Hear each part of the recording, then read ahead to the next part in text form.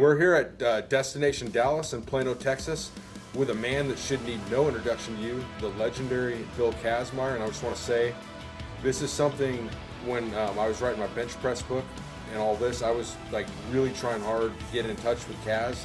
I wasn't able to because earlier in my career he gave me a bunch of great advice on my bench press. So it's really an honor to sit down with him and let him share a lot of that advice with everybody here watching. So welcome. Thanks, Josh. Thanks a lot.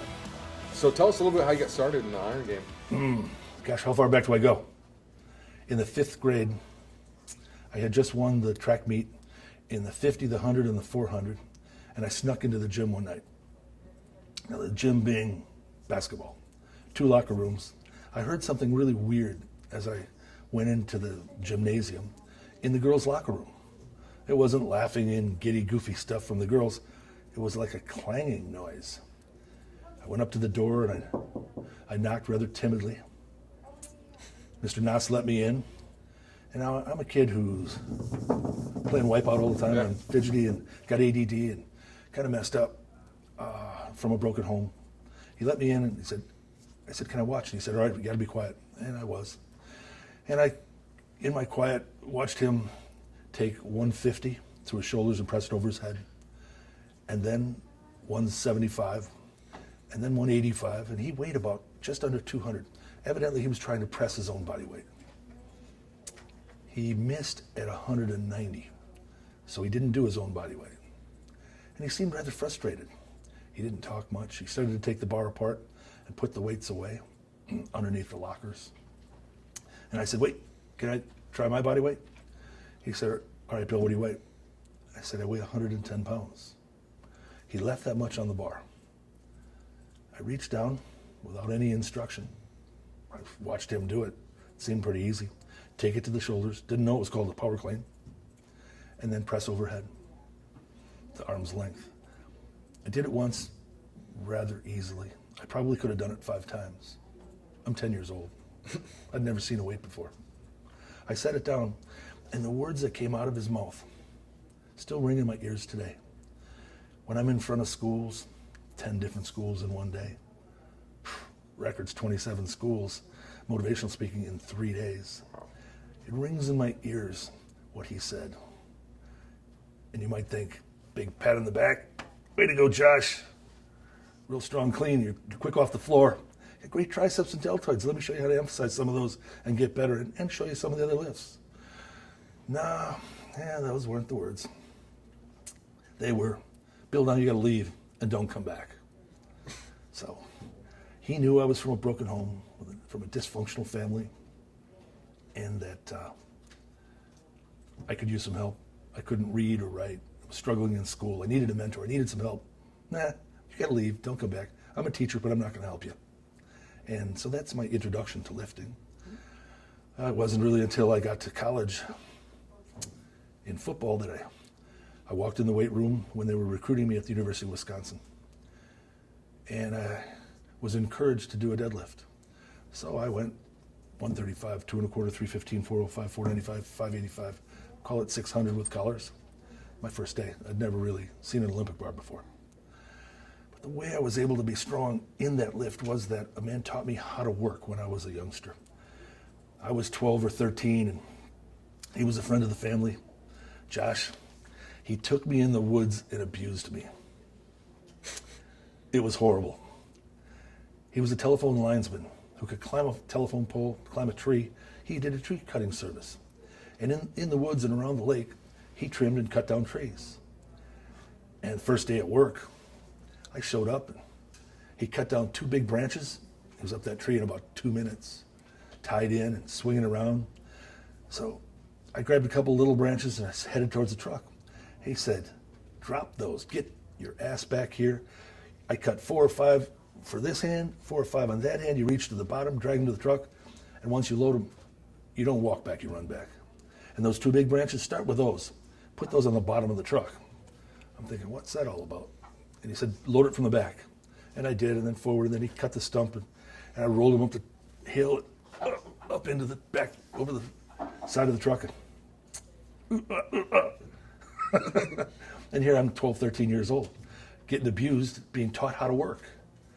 He told me, if you think it's hard, then it is. Tell yourself you like it. Tell yourself you're good at it. Tell yourself it's easy, and run back to the truck, from the truck. And I did, and I did. And I can remember we went up to a job. We cut down 2 trees. They were about this big around. Their elms maybe 30, 40 feet tall. We showed up at 8 o'clock in the morning on Saturday. Josh, how long do you think it took for us to cut down 2 trees, clean everything up, and leave? How many days? A couple, at least. Yeah, we showed up at 8 o'clock. He was up that tree, tied in, and dropped most of it in about 10 minutes, 15 minutes. Wow. We left at 10 o'clock. 2 trees, flushed the stumps. I had it all in the truck, all raked up, cleaned up, and we were gone. He taught me how to work.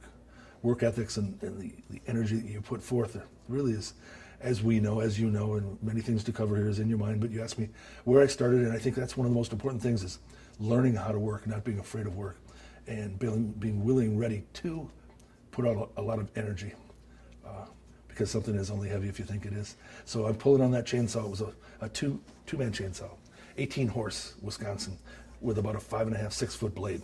I pulled on some stumps that were maybe 48, 50 inches. I pulled and I pulled, hoping that chain was sharp.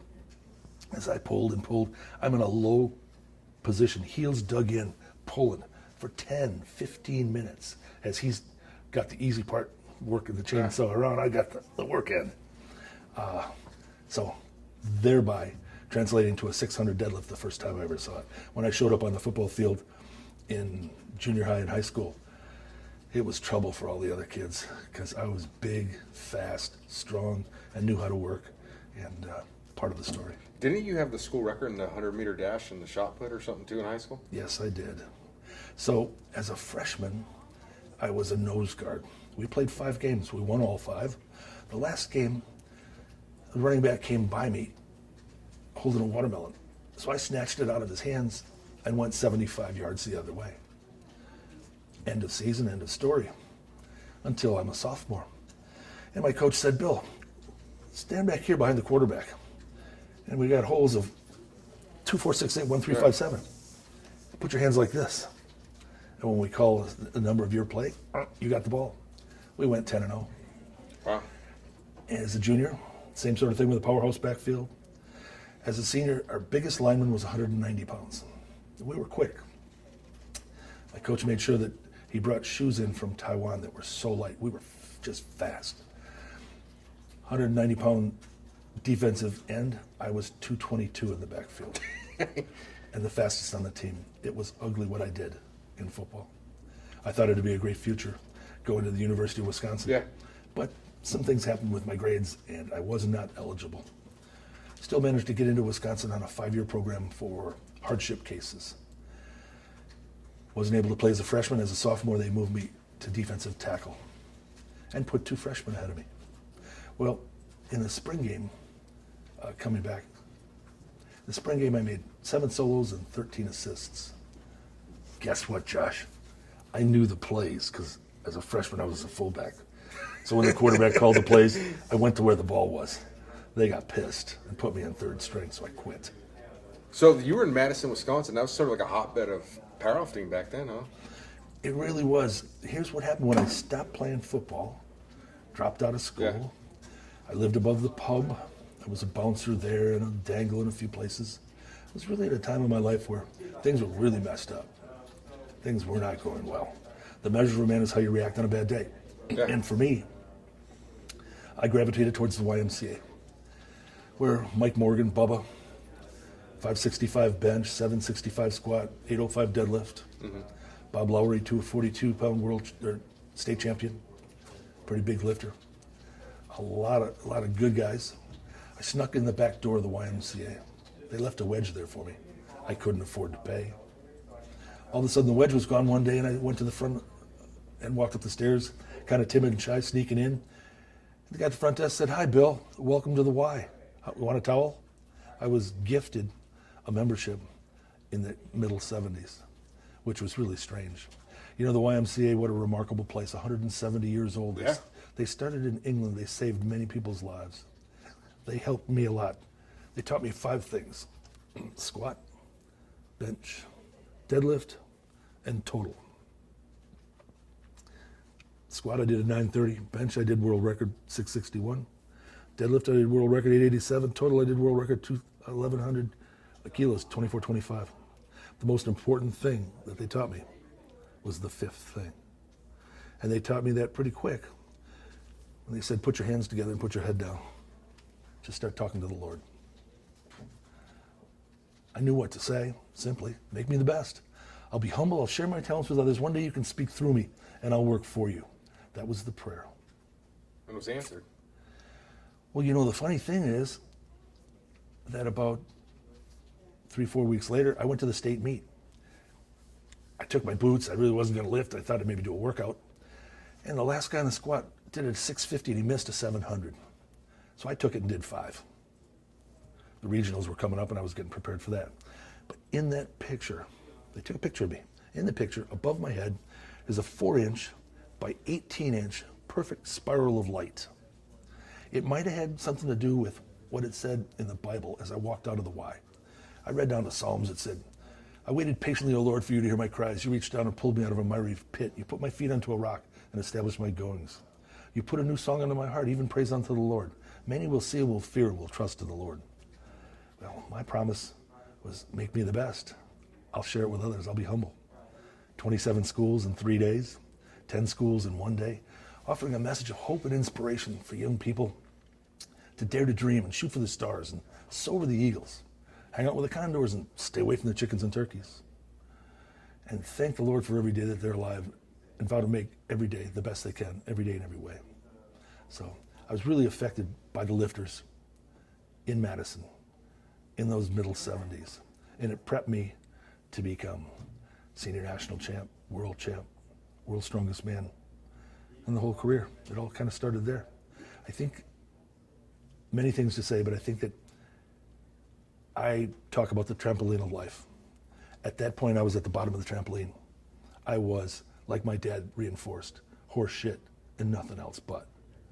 But from the bottom of that trampoline, I pushed as hard as I could, just like a squat.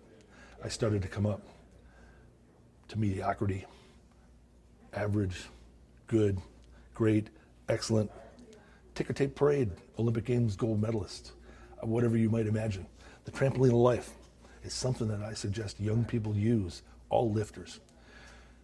Because if you started off with a golden spoon or silver spoon in your mouth and you never heard a swear word and around the house, and you know, it was so bad growing up. I can't imagine what it's like for a youngster to have an opportunity, to have a mentor like Fred Hatfield. Yeah. People that could really teach and encourage and inspire and motivate and educate all at the same time, that were encouraging.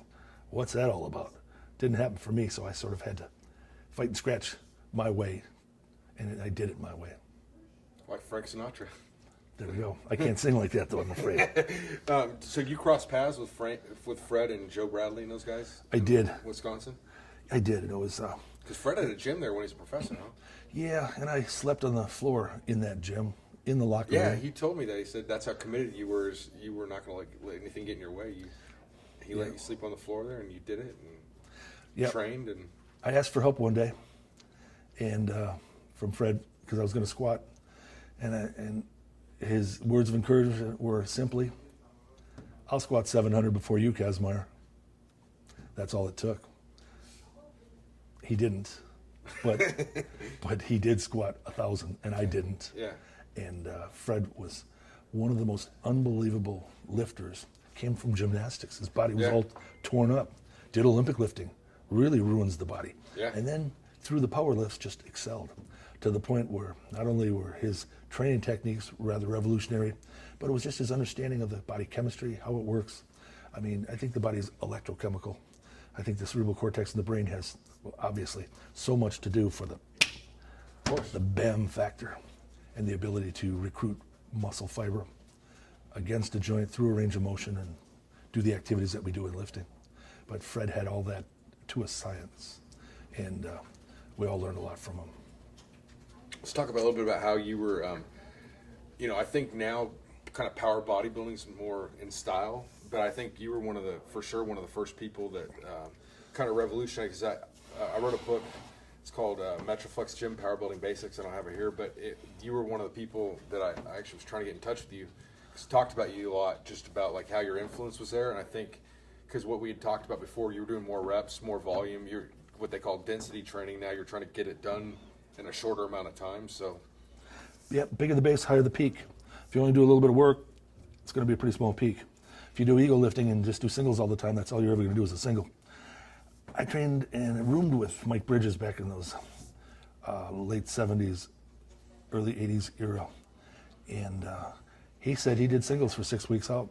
I don't know how he did it. I went from 12 weeks away from 15s on the light day, 10s on the heavy day, to 12s and 8s, 10s and 5s. Imagine my light day in bench, doing sets of 12 at 473. yeah. That's my light day, 4 sets. The volume was there. And one of the professors from the University of Florida State said to me, Bill, you're 30 years ahead of your time. We're now realizing that if we use a sub-maximal weight, go as fast as we can. I mean, I didn't just bench.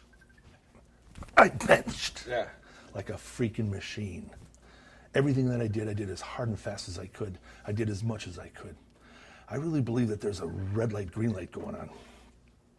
Most guys get to a point where they think they're done.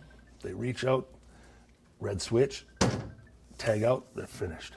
I rewired my switches so that when I was at that point where I was totally shot, all the lactic acid's building up, the muscles are screaming, the brain's saying, that's all you can do, that's all you can do. The body says, stop, you can't take any more pain. When I hit the switch, it was actually the green switch. And boom, boom, boom, boom, boom. Yeah. I went from there to failure. Not that at that point where your body says you're going to fail. And I don't think people in my era, I don't know if anybody today is doing it the way I did it. The lifters today that say they're stronger and are doing a lot really aren't doing the volume. I don't know, they're using their gear and their clothing to effectively leverage and move more weight. But What do you think about powerlifting gear? well, not much. But because to back up, it's that synapse and it's that mental thought process.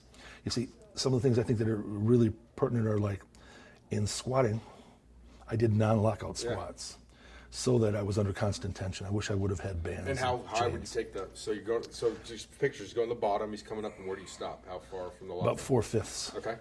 I don't stand, breathe, see if anybody's watching, grunt, groan, try to get some attention from the girls. Post it on Instagram. Go reset my phone, get back into the bar. It's literally like a sewing machine. Boom, boom, boom, boom, boom. As hard and fast as you can. Imagine 775 for 5 sets of 5. Outside the rack, no spotters. Pretty tough stuff. Yeah. What that does when you're coming 3/4 of the way up and going back in, it kind of gives you the ability, if you're ever out of the groove, to kind of fight through it and fight out Big of time. it. I wouldn't do my heaviest lifts non-lockout, but I did a bunch of non-lockout squats. My favorite ones that I think back about on some of my heaviest cycles are high bar for a leverage disadvantage, Yeah. narrow stance, much more work on the quads, sets of 15 at 650, Bam. nearly 300 kilos. And that was before heavy deadlifts, so that I would save my back and blow up my quads so that I really was using my low back for deadlifts. But then the deadlifts, of course, were 805 for 3 5s, 8 1/4 for 2 5s. We did some pretty heavy lifting. So forgive me. You pulled 905 in exhibition too, right, in gym shorts? Yeah, 900, but back at that time, we never dreamt that you could dip underneath the bar. You could do a strongman lift. You could use straps. If I would have used those things and had that mindset and specialized on deadlift for a little while, I think I could have lifted a little bit more. I would think so. Fair guess. Well, Josh, I'm not sure who your heroes were growing up. You were one of them. Thank you. But I had a few. And Ed Cohn. And, Yeah, Ed he was a little bit after my time, but was really, really strong and very noticeable even in his early meets. But the guys that motivated me through history, Jim Thorpe, the great Carlisle Native American. Yep. Not only did he win the pentathlon and the decathlon at the Olympic Games, he played professional football and professional baseball. And believe it or not, around that time, the early 1900s, there were some Native Americans that The Pop Warner thing, if you really get into it and understand what it is, it was a machine to pump out athletes for sports. And he was something to be admired. You know, I often talk about the measure of a man as your ability to overcome. Jim Thorpe overcame a lot of stuff. So did my cousin Dick Kazmaier, who at Princeton University in 1951 had a small line. He had to scamper and scatter. He panicked and threw the ball. First guy to do it as a halfback. He ran over the Ivy League. He did a quick kick. He won the Heisman Trophy. It's guys like that I look up to. Ronnie Coleman right now, if you look at him. Yeah. Unbelievable. Busted in the back, was a monster. Now he's coming back. That measure of a man is so important as to, you know, who you really are. So. Big time. So let's talk a little about your eating, because I know a lot of people are going to be under the impression they're eating a lot to gain weight, and you know, then they write it down and it's not a whole lot. So what would it look like for you? Oh gosh, we went to the buffet. We really messed up our time frame because we know, do you know, there's a anabolic window, a window of opportunity within 90 minutes of a workout that all of homeostasis is finished. Yeah. You have to get in with the good, out with the bad during that time period. And if you put beef, if you ingest beef after the workout, it's 4 hours from ingestion to the bloodstream. Chicken and fish, 2.5 hours. Milk and egg, 1.5 hours. Powdered protein, about an hour. You've got 90 minutes after the workout to get it in the bloodstream. Well, it's easy to mess up. We would leave the workout, and one of my meals was 50 pieces of chicken. Thighs and drumsticks. I was up against my training partner eating 40 and 45 breasts, so he was eating a lot more than me. The problem is it's 2.5 hours after ingestion till it's in the bloodstream, which means you're not using it. Yeah. Yeah. So we ran the buffet out of business, but we really didn't get it in at the right time. Now we realize that that's got to be ingested some 2 hours before the workout, or else using amino acids and those sorts of things. High quality proteins right during or before the workout is really important for recovery.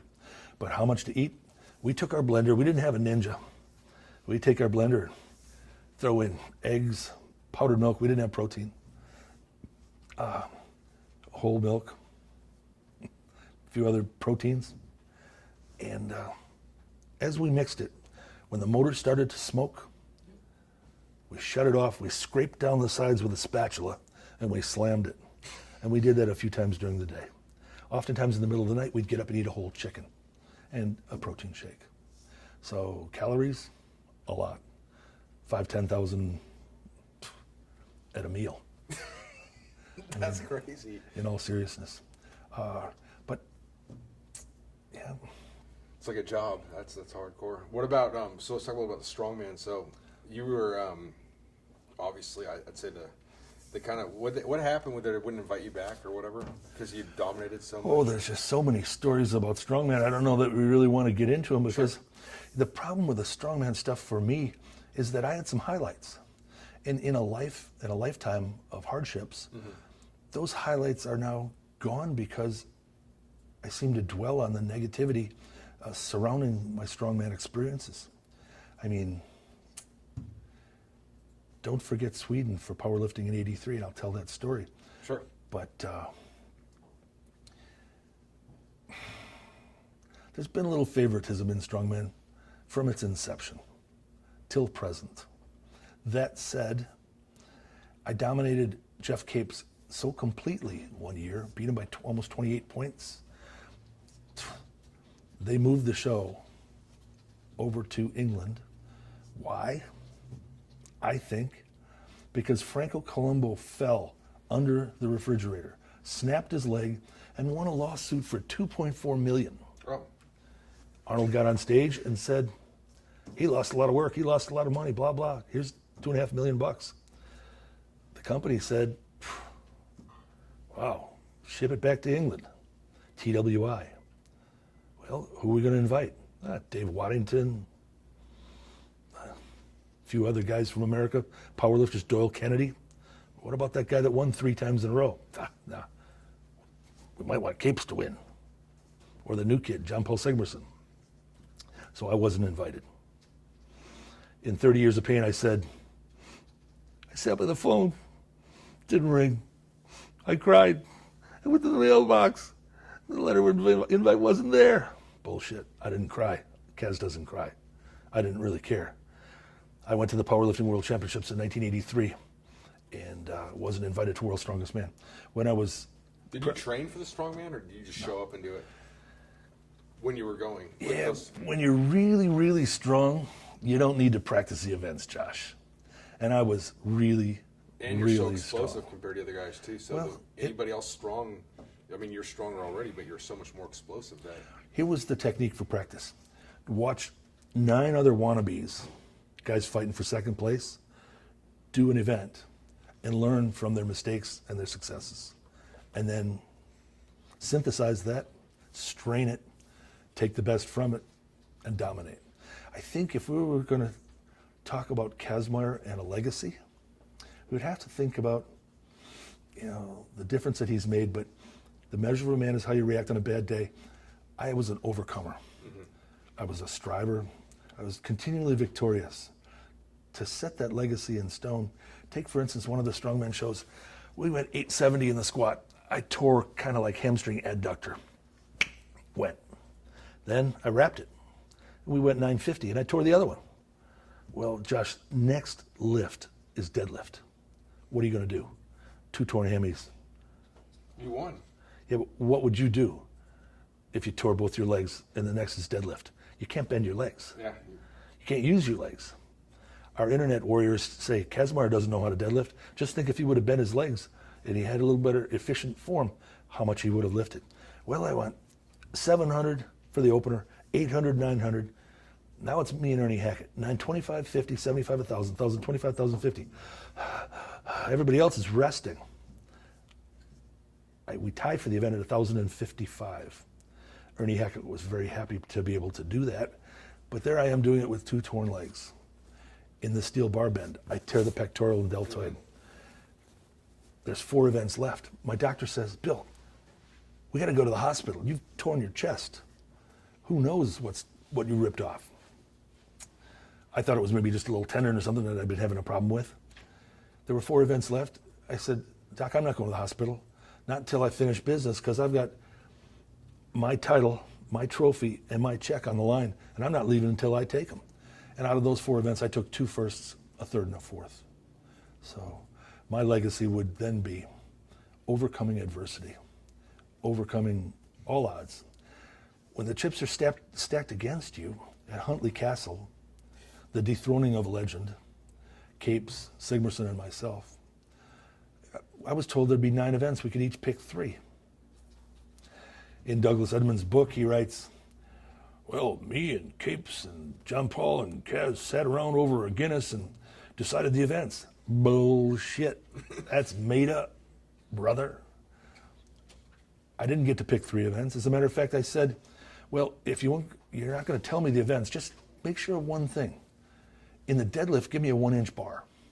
No problem, Kaz. Anything for you.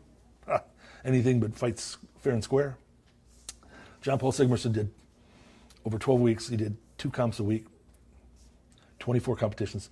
They took his best events, wouldn't tell me what they were, and put them in the Huntley Castle. In the deadlift, they used a set of carousel wheels with a slab of steel this big. That's a 1-inch bar, huh? Okay, anything for Bill. Well, Bill Anderson, the Highland Games World Champion was the referee in deadlift. I wasn't watching John Paul because I was deadlifting the bar. John Paul figured out a way over those 12 weeks to slip underneath the bar and just stand up. Wasn't a deadlift. Quarter squat, sort of. Yeah. And I really got frustrated at that competition. Jeff Capes just kind of quit. He's a quitter. But a lot of those times, take for instance, when I took first place against Capes, and Lars Hedlund was definitely in 3rd place. But if I would tug a war against Jeff Capes, then he would move into 2nd and Capes would take 3rd. And Lars offered me $1,000, the network offered me $1,000. So I tug a war against Capes in what was really a mistake. It lasted 9 minutes. I pulled and pulled and got him about a meter. And I held. I found a rock. I put my heel against the rock, and I had my rope below my belt. Capes' rope came above his belt. The leverage was really tough on him. He quit, finished.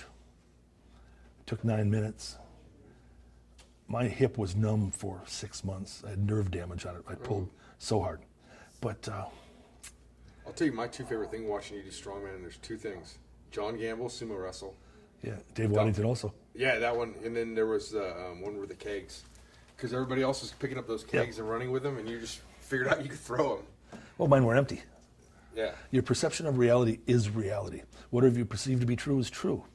I convinced myself through, call it hypnosis or positive mental imagery, the motion picture of the mind. Yeah. If you see it enough times and you do it in your mind, then you simply, in the gym, see it and do it. And it's all systematic to me and really not that difficult or that complicated. But so for the wrestling against John Gamble and Dave Waddington, that was the second event the next morning after tearing the legs in the squat and the deadlift. I couldn't walk. I didn't know what to do.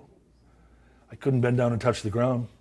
So against John Gamble, I just started hitting myself in the head. Yeah. And acting a little bit crazy. I think it got his attention because he ran out of the ring. I guess I did bulldoze him out. But You bulldozed him out. And with Dave Waddington, we were slapping and hitting each other. Next thing you know, he tripped and fell, and I landed on top of him like Pee Wee Herman. Oh, I meant to do that. If you watch closely, though, when I go to help Dave Waddington back off the mat, look at my face closely as I pull him up. Oh, big mistake. Because I helped him up. My legs hurt so bad. I went, Vince, why did I do that? Because I'm a gentleman, because I'm a good sportsman, because I'm stupid, because I shouldn't have tried to help him up.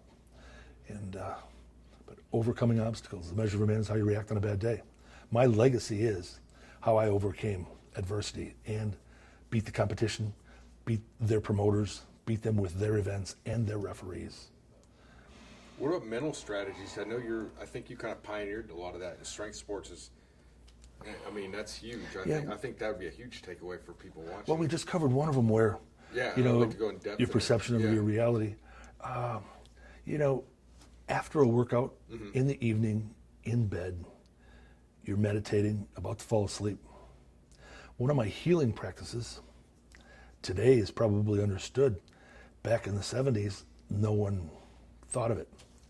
I had 1 million nurses, doctors, therapists, nutritionists that were micronized. And they started at my toes like a laser beam, and they went across every cell of my body. And they were within homeostasis, in with the good, out with the bad, healing. With every breath, every inhalation was positive, energetic, healing properties of oxygen. Every exhalation was all the toxins and poisons leaving my body. As it came up through my chest and up to my head, I convinced myself that I was going to have the best night's sleep of my life. That when I woke in the morning, even though I did these horrific workouts of 50, 60 sets, that my body was going to be completely healed. And I got to the top of my head and fell asleep. But at another time, before that, I would use that motion picture. I would go into the gym mentally and see myself working out that day. Analyze and critique everything that I did. All the reps, all the sets, the time sequence, the rest between the sets, their frequency, the pace, the whole workout. And I just run it through my computer. Categorize, analyze, ABC 1, 2, 3. And I had a place and an understanding for just about a comprehension for everything that went on. Even the prep before each one of them, the breathing, the psych, the synapses, the snap, the acceleration, how every set felt. And I'd kind of categorize, put that away for another day. But I'd gain an understanding, comprehension from that workout of where I am because you set a goal. It's conceive, believe, and achieve. Pick a goal, short-term or long. Develop a plan to get to the goal. Believe in the plan, believe in the goal, believe in yourself. Believe that he wants you to do it. And with that understanding, I would then play the motion picture of the next day. The lifts I was going to do, the weights I was going to use, the pace, frequency, the psych. I'd try to smell the smells of the gym. I'd hear the sounds. I'd see the sights, the other people within the gym. So as vivid as all get out. Just like it was happening. Yeah. Again and again and again. You know, you can prep and say, well, I'm getting ready for my 12-week cycle. I'm trying real hard. I'll get there on time. I leave after 30 minutes because I got it all done. Sorry, I'm from the South. I got a Southern drawl, or I used to. So I think a lot of people maybe just don't quite get it as far as mental prep. But you know, there's many techniques, and I believe that you can gain a lot from the Eastern philosophy and meditation. And there again, if you really believe that something has happened, is going to happen, and you have prepped yourself for it to happen, you can then make it happen. So how often would you meditate? Oh, gosh, my meditation started back in college and trying to get an understanding of why was I lost and where was I. You will like this story, Josh. You could talk, I'll stop for a drink. Yeah, I mean, this is huge. We've talked before about a lot of times about successful mindset, about we call mental movies, and then this is awesome hearing this from Kaz too. It's a hell of an endorsement. So, Josh, yeah, you get a lot of this stuff, and I'm amazed. What you write, what you know, that you're able to communicate it to other people. I've yet to come up with mine, hopefully. Looking forward to reading it. Yeah, hopefully soon. But you hear that, guys? He's coming out with a book, so we'll make sure we'll put up a link to it when it comes out. Fantastic. So here's a trip to Mexico after I dropped out of college. I went in the gym. I'd been training for a couple months. I weighed 280 pounds, all natural. I benched 315 for 5 sets of 5. Mm-hmm. I left and went to the Yucatan. I visited Palenque, Chetumal, Chichen Itza, Uxmal, Tulum, did a lot of swimming, a little bit of running, a lot of diving, snorkeling.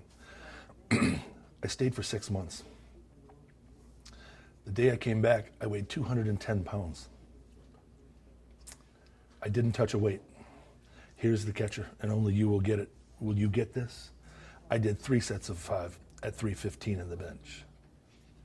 Didn't lose much. It wasn't, but about a year later, I'm national and then world champion and world's strongest man. The things that happened down there that were really special were going to these different ruins and tapping into something, some supernatural power, something that almost made me superhuman in strength. I think it was that power of prayer and meditation, the spiral of light, those promises that I will be humble and share my talents with others. It's the purity of purpose. It's like a ship at sea in the 1700s with a precious cargo.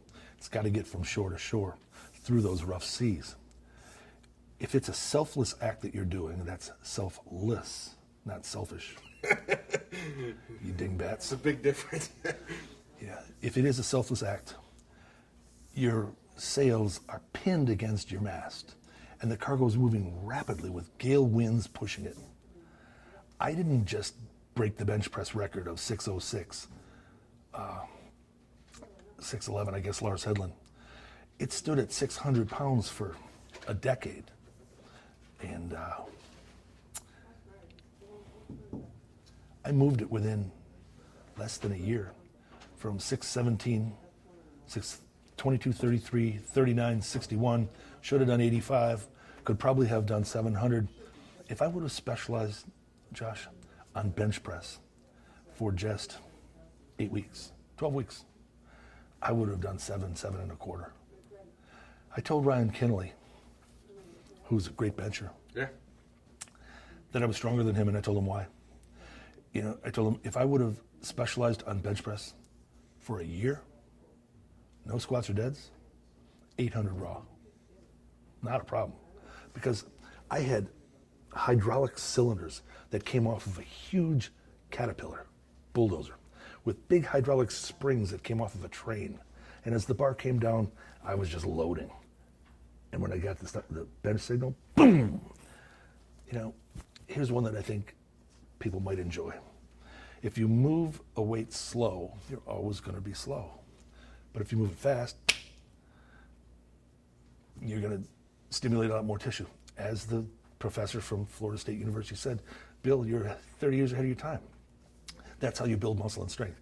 Muscle's all or none. I think that's the biggest difference between weak people and strong people is a lot of strong people inherently get that, whether they know it or not, is moving it from point A to point B as fast as possible. Mm-hmm. Without a doubt. And I use 3 words, Josh. Trick, beat, kill.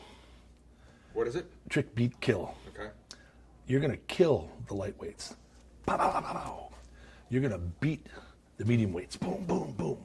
And you're going to trick the heaviest weights. Maybe with a little bounce, maybe a little arch, a little movement. It's going to be a little slower, but you're going to trick it.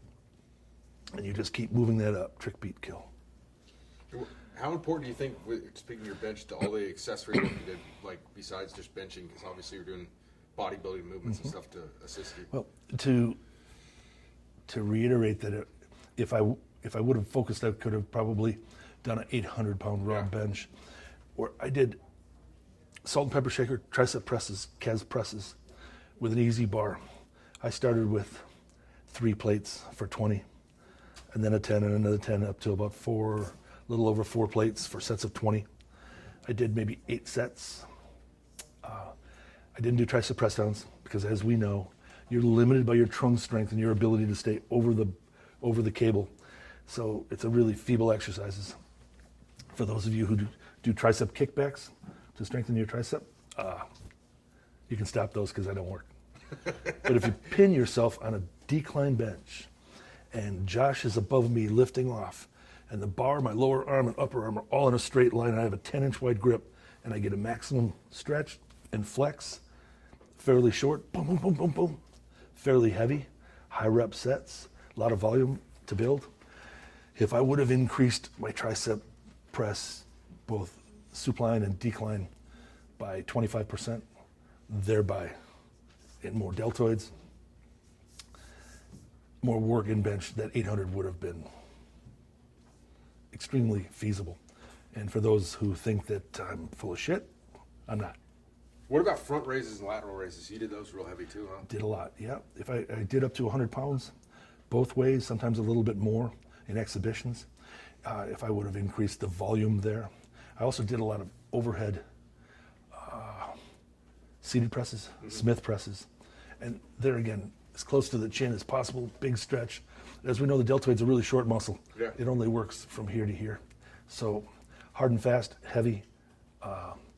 There again, as much work in a shorter period of time as one can. You know, the variable that many of us miss, you and I catch this, is the rest between sets. That's a variable that's sometimes more important than the resistance. Because often a beginner intermediate guy will be really hungry for resistance, but he won't realize that he'll keep slowing down and increasing the rest between sets to the point where he sort of hits a peak. But if you'll establish yourself with a certain amount of resistance and then keep decreasing the rest between sets. For instance, you're resting a minute and a half, then a minute and 15, then a minute. It's more overload then. Yep. They call it density. That's what people, you hear everybody talk about density training now. This is pretty much the guy that invented it, and you know, but that's a term that people use for it now. It's exactly, you're trying to make it more dense, exactly. And then add weight and go to a longer rest. But for me, you have to realize that in bench press and call them power bodybuilding exercises for auxiliary, I hardly rested. They were like supersets or 15 to 30 seconds, just boom, boom, boom. We call it recovery. I guess I called it cardio because your heart rate was, who knows, approaching 200 and then dropping back down. Here's some of the training that I did back in the day for Strongest Man. And I guarantee there's been nobody in history that's ever equaled this. I did stadium steps with a vest, 40 pounds, 15-pound dumbbells, ankle weights, and lace weights because they were cool. I did sets of 5 up the stadiums. What do you mean sets of 5? Up, down, up, down, up, down. Okay, I got you. Yeah. Yep. Take my heart rate, I heard it's like 246 or something. You're on it, Josh. It was 25 beats. I've been wanting to do this interview for a long, long time, so Then trust me. 30 beats in 10 seconds, then 35, 41 beats in 10 seconds for a 246.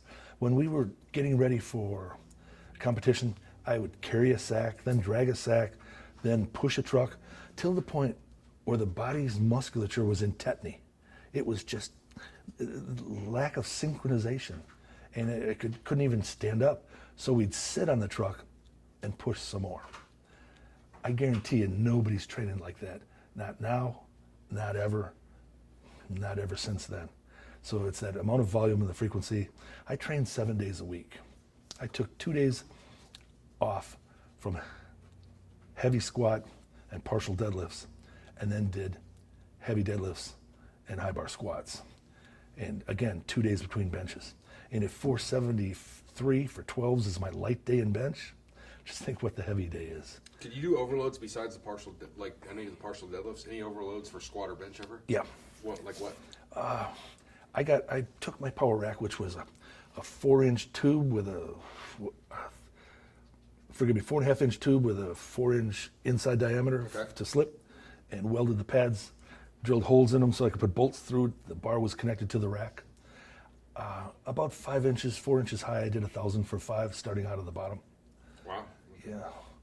But there again, one really big problem for me was that I was so well developed in the chest and shoulders, I could not fit inside the bar. It'd be solved nowadays with that longer bar. Passanella did that. God rest his soul. What a great squatter. He told me he was going to squat 1,000 someday, and I think he came close. Yeah, he got over 1,000. Yeah, he got. He didn't go below parallel, or didn't go to parallel. And in talking about that, Josh, you know this all too well, that when you squat, you can go right here, about 1 inch, 2 inches high, but as soon as you drop down, you now have to give up your hips and low back. It actually has to rotate down and then come up. One of the guys that taught me this is Marvin Phillips, 8'11" at 242 back in the 70s. Yeah. Fantastic squatter. But he had these glutes. Was he an LA cop or something? Yeah, he was. Yeah. He could take his hips, break his low back, roll them down, go below parallel, reset them, and come up. Passanella couldn't do that. Every inch of depth, 40 pounds, they say. Well, there's a lot of our great squatters today. Take our Russian Sarchev. Yeah. Hell of a squatter. Look at the flexibility in the shoulders. I couldn't fit inside the bar. I don't know if he's just a specialist in squat, how he can maintain such flexibility, but he hits a point where he's still in a perfect position. He hasn't given up those hips. So if the referees say he's parallel, then he's parallel. But back in the old school, that's not deep enough. Everything was deep back then. Yeah, you know, if you didn't... the 90s is when they started letting people start to get away with stuff a little more. Really hard telling at which and when. I saw some squats of guys that back in my time that were a couple inches high that seemed to pass, and others didn't, so I don't know about all that. I guess that happens. But you touched on the gear and all that stuff, huh? I really am very much against gear myself. I'd like a good set of elbow sleeves and knee sleeves just to keep your knees and elbows warm. That's not adding 400 pounds with a squat. It's not constricting, is it? Well, I often thought that, you know, if I would take my Fruit of the Loom and sew in some piano wire, and to limit my ability, I thought of it after I tore my pectoral off because I needed some support over there, and I guess the metal shirts came out. I don't know. Somebody else woke up in the middle of the night with that sort of dream. Yeah, no, totally. And I think now it's been pretty cool that a lot of competitions are going back to being raw. So like you'll see tomorrow competition, I bet you 80% of the people, 90% are raw. So yeah, I saw a high school kid, don't remember his name, squat 800 pounds raw. I was really impressed. Yeah. And Ray Williams squatted 1,000. Yeah, that's with no wraps. Even. He's an amazing lifter, and what a great guy. Coach, teacher, mentor. Yeah, big time. Philosopher. I didn't know he's a philosopher, but great lifter. Well, when he speaks about strength, it's a philosophy, and he really knows how to train. He trains hard, and he does the grind and gets busy. Yeah, you know, I like the word grind that the guys are using, but I don't see it in the gym. I see a little video of a couple reps. I don't see sets of, well, take for instance the traps that I built. Yeah. They were affectionately named Mount Fuji and Mount Kilimanjaro. And the way I built those was with a Snatch grip Shrug. Probably my hand thumb was between 6 and 8 inches away from my body. Try it, it works. So explain it a little. So how far out are your hands? If you do dumbbell shrugs, Yeah. it's so easy. I don't care if you're using 300 pounds in each hand. It's not effective. As soon as you move your hand away from your body, out on the bar, no less than 4 or 5 inches, then you're incorporating the trap. It's mechanically disadvantageous. And that's really the key to all of our training is, most of us do things that are we're good at, and we flow. We're good narrow grip benchers, so we stay narrow grip. But there's flaws to that. It's not, that arm has to be at a 90 degree in order for it to be mechanically efficient. And if we have big triceps and a front deltoid, then we'll do it with a narrow grip, and we just tend to follow that path of least resistance. Man is basically lazy. If you take that Snatch grip Shrug, I did sets of 50 at 650, sets of 25 at 7 1/4, and O.D. Wilson and I went over 800 pounds and bent a bunch of bars. That dude was huge. O.D. Wilson, I've got so many stories about O.D. What a fantastic strongman. Truly the strongest man in 1990. As a matter of fact, I competed in 25 comps and did 25 seminars before the competition in 1990. I was so beat up, I said, O.D., it's time to pass the torch. You're going, I'm not. I had just beat him at Iceland's Strongest Man. In Iceland against him, I beat him in the truck pull. He's 450 pounds, I'm 330 pounds. How did I do that? He walked like this. I ran like this with my claws grabbing into the asphalt and my nose touching the ground. Josh, you know how painful it is to get down in that position? Every step is like getting shot in the legs with a shotgun. If you walk like this, it doesn't hurt. You got to take the pain and the strain in order to perform. So John Paul Sigmarsson wouldn't even compete in his own country against O.D. and I. And in the event in 90 when O.D. lost, it was such a shame because it was obviously a setup. John Paul Sigmarsson was not that strong. He did a 780 squat. I did 5s at 800, 5 at 850, at one time a 10 at 800, a 3 at 900. His best bench was 480. I did 15 at 500, a bunch of times 10s at 500. Who's stronger? His best deadlift was 830. I did 805 for 3 5s. The next workout, 8 1/4 for 2 5s. I beg to differ. When I showed up at those events, I was so much stronger than him. Yeah, I mean, surely I'm going to beat him. It's not even close. I mean, it's not even debatable. But handling the stones, to talk about that and overcoming the injury. I went to the Muscle Power Classic 8 weeks after a tricep rupture from wrestling. Tricep's torn off. It's not healed. I'm supposed to have a cast on. I went to the competition and beat Mark Higgins, Helty Arneson, Jamie Reeves, Jeff Capes, and John Paul Sigmarsson. The one-armed man, the gimp, Kazmaier, in a gimp state, not in my prime. And at 12 weeks after that injury, I pressed a 242-pound log 38 times. I watched some of our contemporary strongmen today. How much was it? 242. Oh, wow. For 38, that's tiring. Yeah. And the point is, I had just torn my tricep off 12 weeks before. The guys of today do a set of 5 and sets of 10 with it and go, yeah, that's a pretty good workout. They're happy with it. I wouldn't be happy with that. They're not pushing themselves. At 16 weeks, that's 4 months, I should have probably been doing a 20-pound dumbbell, 30-pound dumbbell, maybe 50. I did the world record in the log press. And I never really trained it. The point being, the first time I ever saw the log, I did 365. I just went, boom. Okay. Just imagine training with it for 6 months, 400, 4 1/4. Training it for years, like Zadrunas with a steel log, a little specialization, a little more tricep and some technique, maybe using the legs. I could have done a lot more. But if I would have known then what I know now, I think times have really changed. If guys would just get into some of our old school stuff, the stuff that you're writing down and documenting, the stuff that you're extrapolating and expounding upon, they'll make the same gains too. Well, it's not. Yeah, it's saying it's not replacing it; it's expanding on it. It's not like trying to reinvent the wheel. It's just trying to take the torch. Yeah, a nice, interesting story. I think you'll appreciate. It was with Mike Stone,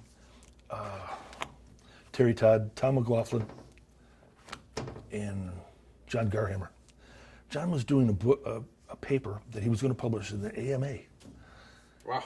Yeah, and he's back at the library doing some footnotes to just finish it up. He's about to send it in. He said, Bill, and this is like in 1980 something. He said, Bill, I found the same study done in 1906, and point being, history hasn't changed that much. You know, the average guy today versus the average guy 100 years ago, not much difference. How many people really train? Not that many. I mean, how many people lift weights? I mean, our CrossFitters has really, expounded on a lot of, helped a lot of guys excel. But it's the exercises they're doing, the danger to the shoulder, and the movements that they're doing are just really uber scary. I don't know that we ever did anything like that. Because back then, in strongman stuff too, there weren't any weight classes, huh? Nope. That's a new thing now. Yeah, and I have to say that our strongest men are our under 90 kilo class. I went to the World Championships in Ireland, and when a guy can do a deadlift with 4 times body weight, he's the strongest man. It's amazing. I think that was actually cool. They added some more stuff too. It expands the sport. So. Yeah, such a variety of events. If we would have prepared for those, if we would have had a tire to flip, tire to throw. I had a 56, but I never really trained with it. The thing was, the first time I ever saw the 56 over the bar, I set the world record. And I watched Hafthor Bjornsson go 20 feet, and I'm thinking, that's pretty high. Great throw. 25, 30 years later than my 18.3. And he's 100 pounds heavier and, some 7 inches taller. Did you ever think about going to the NFL or anything like that? I tried to play in college politics and things that just didn't work. I tried with Green Bay, and Bart Starr gave me a no-cut contract. I drove in with $50K in the bank and a new Porsche. They wanted me to play offense, and I saw the playbook. It was this thick. It's this thick. Oh, wow. And I saw the defensive guys going into a meeting. Their playbook was this thick. I was cerebrally challenged and said, when you're tired and beat up, there's no way. I went in with my pectoral torn off, deltoid torn off. Third day of practice, my bicep came off. I jammed my thumb. I twisted my knee. I had $50K in the bank and drove a new Porsche. Did I really need NFL football? Larry McCarron said, Bill, stick around. I'll teach you how to play defense. I left. I tried with the Jacksonville Bulls as a running back. Came close because Larry Zonka was player personnel, but that didn't work out either. So, right place, right time. I met many football players overtime, and Randy White's the one that impresses me. 15 years, never missed a game. Wow. Dallas, badass. Mm-hmm. We're in Dallas. Yep. He's around, I'm sure. So. What are you doing nowadays? Nowadays, I train a little bit. The more I train, the more I hurt. I like to train a couple times a year for a month or two and get serious and flex around guys like Darren Sadler and Hafthor Bjornsson and Big Laws. And, I keep having an argument with Zydrunas Savickas. I get into this argument about who's the strongest in the history of the world. What do you viewers think? There was a post today on Facebook of him and I a year ago over a dinner table arguing who's the strongest in the world. Just imagine 2 titans of strength. World records here, there, world titles, world championships, big trophies. I look at him and say, you did a 500-pound log, you're the strongest in history. He goes, you did the total record, you're the strongest in history. We're 2 8-year-old boys in the backyard arguing over who's the best, telling each other that they're our favorite. It's the greatest amount of respect from a guy who is truly as strong as he is. He's had a little glitch with an injury. We often say that there's an iron snake that slithers through the workout and takes chunks out of your body. I've had pec and deltoid taken off, tricep taken off. Problem is, it happens in competitions.